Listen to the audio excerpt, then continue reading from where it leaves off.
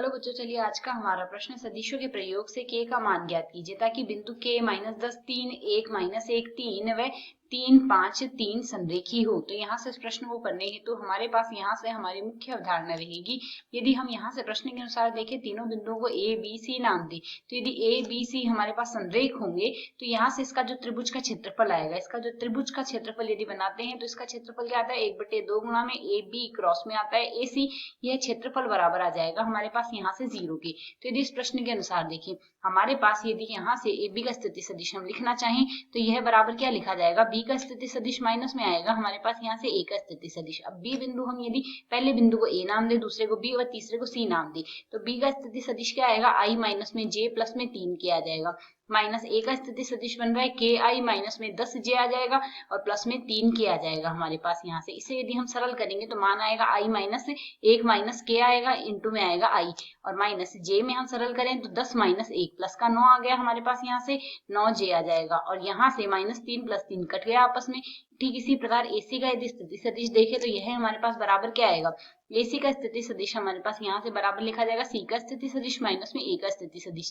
सरल करेंगे तो मान आएगा 3i प्लस में 5j प्लस में 3 के आ जाएगा हमारे पास यहाँ से। और साथ ही ए का स्थिति सदिश यदि हम यहाँ से देखें तो ए का स्थिति सदिश बन रहा है के आई आ रहा है, माइनस में 10 जे आ रहा है और प्लस में 3 के आ रहा है। सरल कर लें तो मान आ जाएगा हमारे पास यहाँ से 3 माइनस के गुणा में आई आ रहा है, और यहाँ से आ रहा है +5 + 10 प्लस का 15 जी, और साथ ही आ रहा है +3 - 3 परस्पर कट गए हैं हमारे पास यहाँ से। अब हमें याद करना होगा ए बी क्रॉस ए सी का मान। तो यदि हम यहाँ से देखें ए बी क्रॉस ए सी बराबर हमारे पास क्या लिखा जाएगा, A B cross A C, A B cross A C का सारणिक हमें यहाँ से ज्ञात करना है। तो यह आएगा हमारे पास आई जे के। ए बी सदिश हमने यहाँ से पहले ही लिखा था, उसमें यदि हम मान रखें तो मान क्या आया था हमारे पास, आई 1 माइनस के, 1 माइनस के आ रहा है, और साथ ही जे का गुणांक 0 आ रहा है, और के का गुणांक हमारे पास जे का गुणांक भी आ रहा है, माफ कीजिए, जे का गुणांक आ रहा है 9 और के का गुणांक आ रहा है हमारे पास यहाँ से 0।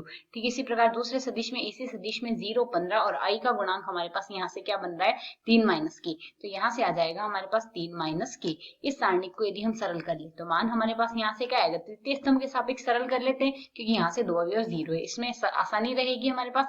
तो के गुणा में यहाँ से हमारे पास मान क्या आएगा, इसमें हम यहाँ से सरल करेंगे तो मान आ जाएगा हमारे पास 1 माइनस के गुणा में रहेगा हमारे पास यहाँ से 15 माइनस में 9 गुणा में 3 माइनस के आ गया। ये है हमारे पास यहाँ से इसका मान आ गया। अब हमने यहाँ से क्या लिखना है, यदि हमारे पास यहाँ से इसका क्षेत्रफल 0 आएगा, इसका अर्थ हुआ हमारे पास इसे यदि समीकरण को हम सरल करेंगे तो ए बी गुणा में ए सी का जो परिमाण आएगा वह हमारे पास बराबर क्या आ जाएगा, 0 के आ जाएगा। वज्र गुणा से हम यहाँ से लिख सकते हैं, अर्थात यदि अब हम इसका परिमाण याद करें, यदि आर हमारे पास कोई सदिश है जिसका एक्स आई प्लस वाई जे प्लस जेड के से लिखा गया है, तो यहाँ से इसका जो परिमाण लिखा जाता है, आर का परिमाण बराबर आएगा वर्गमूल आई के गुणांक का वर्ग प्लस जे के गुणांक का वर्ग प्लस में के गुणांक का वर्ग। ये है मान आता है। तो यदि अब हम यहाँ से इसका परिमाण देखें तो ए बी क्रॉस ए सी का जो परिमाण आएगा वह हमारे पास यहाँ से बराबर आएगा, यहाँ से आर वर्ग एक्स के गुणांक का वर्ग वाई के गुणांक का वर्ग जेड के गुणांक का वर्ग होगा। यदि आर हमारे पास एक्स आई प्लस वाई जे प्लस जेड के सदिश है तो यहाँ से हमारे पास मान क्या आएगा, वर्गमूल यहाँ से 15 गुणा आई माइनस के प्लस माइनस में 9 गुणा 3 माइनस के का यहाँ से हमारे पास संपूर्ण का वर्ग आएगा, इसका हम वर्गमूल करेंगे। अब यहाँ से संरेख है, अर्थात यहाँ से इसका मान बराबर आएगा हमारे पास 0 के, क्योंकि क्षेत्रफल हमारे पास 0 है तो 1/2 गुणा ए बी क्रॉस ए सी का परिमाण यदि 0 है, अर्थात ए बी क्रॉस ए सी का परिमाण बराबर 0 आ जाएगा। इसे यदि सरल कर दे, दोनों पक्षों का वर्ग कर दे तो 15 माइनस यहाँ से 15 को हमने अंदर गुणा कर दिया है तो 15 माइनस 15 के आ गया, माइनस में 9 3 27 प्लस का 9 के आएगा, बराबर आ जाएगा 0। वर्ग कर दिया है यहाँ से। पहले तो हमने यहाँ से क्या करें, वर्ग यहाँ से दोनों वर्ग करके यहाँ से यदि हमने वर्गमूल हटाना है तो ये वर्गमूल हट जाएगा और स्क्वायर गायब हो जाएगा, यही होगा हमारे पास यहाँ से।